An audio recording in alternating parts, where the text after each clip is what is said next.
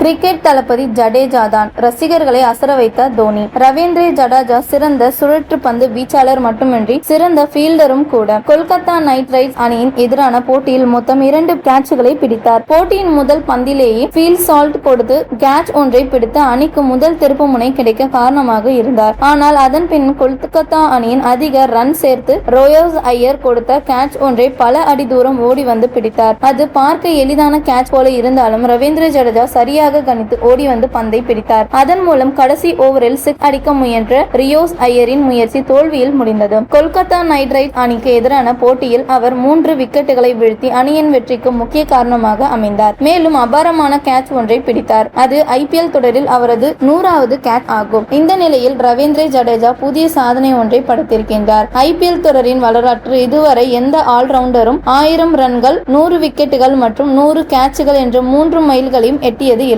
இந்த மைல்கல் சாதனை முதலில் செய்த வீரர் ரவீந்திர ஜடேஜா மட்டுமே. தோனி களம் இறங்குவார் என அனைத்து ரசிகர்களும் எதிர்பார்த்த வேளையில் ஸ்ட்ரெங்ஸ் ரூமில் இருந்த ரவீந்திர ஜடேஜா சிறுத்தபடியே பேட்டை எடுத்துக்கொண்டு மைதானத்திற்குள் நுழைவது போல சென்று பின் திரும்பவும் ரெஸ்டிங் ரூமிற்கு உள்ளே சென்றார். இது தொடர்பான காட்சிகளை ரசிகர்கள் வீடியோ சமூக வலைதளத்தில் பதிவிட அது வைரலாகி வருகிறது. இந்த நிலையில் ஜடேஜாவை அவ்வாறு பிராங்க் செய்ய சொன்னதே தோனி தான் என துஷர் தேஷ்பாண்டியன் கூறியுள்ளார்.